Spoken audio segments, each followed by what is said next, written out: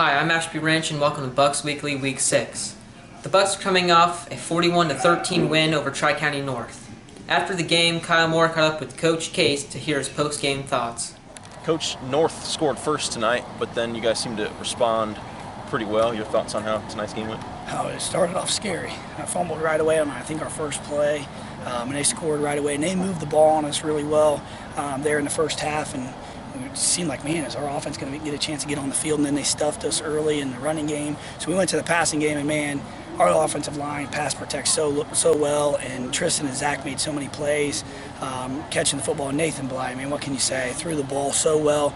Our passing game really opened up our running game there in the second half, and our defense started to play a lot better in the second half. Besides that first drive, I thought our kids were really resilient. I mean, they moved the ball on us, but they only scored 13. They couldn't finish. And so our kids bend but don't break. You know, obviously we don't want to give up that many yards, but they did hold them out, and offensively, man, our passing game looked great, especially in the conditions. I'm just so proud of our kids. I felt like we really wore them down in the second half, and their turnovers killed them, and we were able to take advantage of it. It's a good football team over there, and it's a huge win for us going in the right direction. I think we came out fairly healthy, so that's always the biggest concern. Thanks, Coach. Thank you. Go Bucks. Earlier, I sat down with 4 of our players to talk about our 41-13 win over Tri-County North. Here with senior outside linebacker Zane Barnes. Every week, you come up with a big play to change momentum of the game. Quarterback sacks and forced fumble last week. How have you been able to come up so big? Most of the offensive linemen are bigger and slower than I am, so I use my speed as an advantage to get to the quarterback.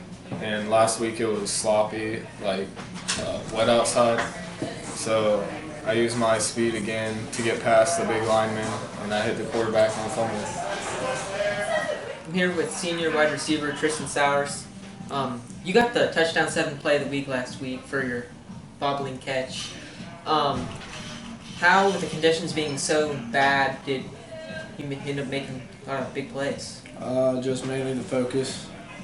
You have to focus a lot more when the weather's bad, and just got to work it. And along with the fog and all that other stuff, we wasn't able to see the ball, but we just have to work through it and hope you catch it. I'm here with junior wide receiver Zach Parrott. You had 2 big catches on Friday night, one being a diving catch and another tiptoeing in the end zone.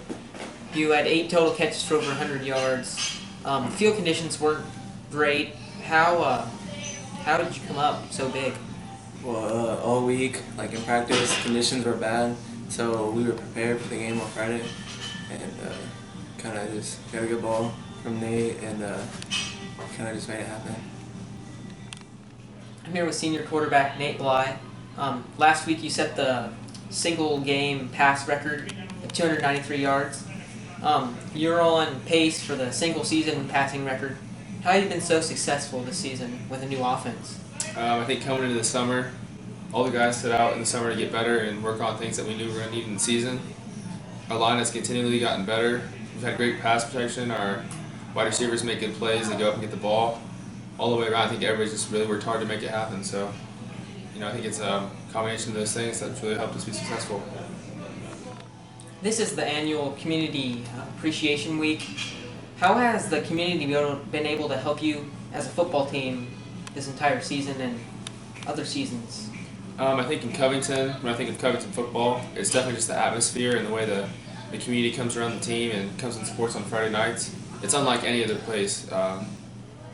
It definitely brings out the best in the team, and it helps us all be successful and play harder and push our limits. We're going to mess with Coach Cates.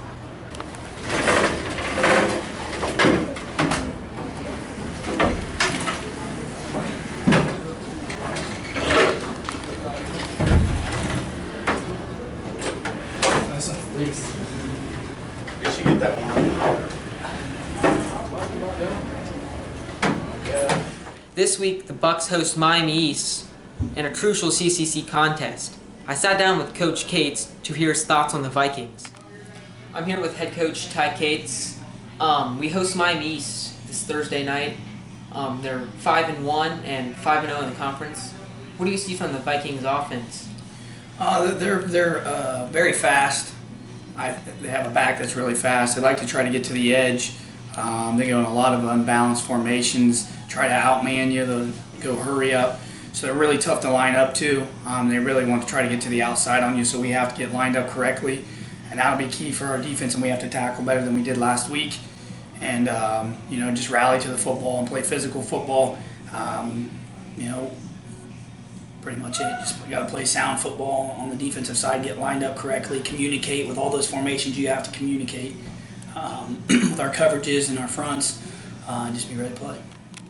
What do you expect from the Vikings defense? Oh, they're going to mix up a lot of different looks against us, and our offensive line has to communicate extremely well. They're going to try to mess with us in different coverages, so we have to make good reads. Nate's going to have to make some smart reads. Our offensive line's going to have to pick up their different blitz packages that they come with. And they're going to fly around on defense, and their secondary comes up on the run, so we got to be ready for that, to pick those up and exploit that. But they definitely fly around. They're very big up front on both sides of the ball, so they're going to try to use that to their advantage. And I guarantee they'll be slanting and moving around on the defensive line to try to give us fits. Finally, what do we have to do to come out 7-0? I think we have to come out to a good start. Like we talk every week, you can't dig yourself a hole. Also, we got to take care of the football and offense. We can't have costly turnovers. We can't make mental mistakes. Can't be jumping off sides if it's 4th and 2. We can't jump off sides if we're on defense or on offense, especially if we're going to go for it on offense or if they're going to go for it. We have to be able to watch the football, and we have to tackle better on defense.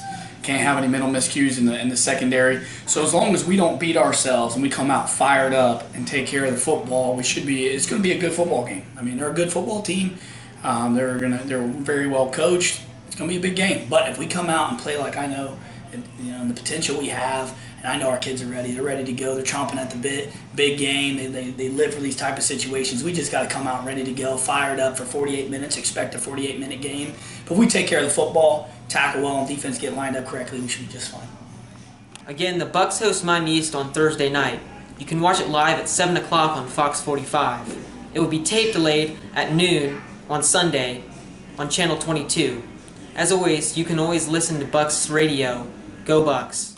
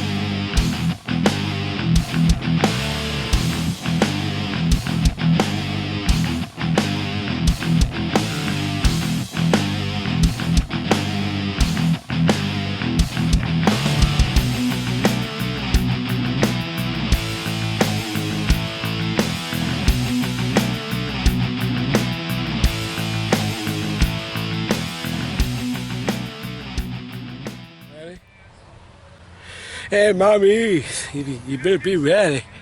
Hey, Captain, I'm going to do smack down on you. You'll go, wow!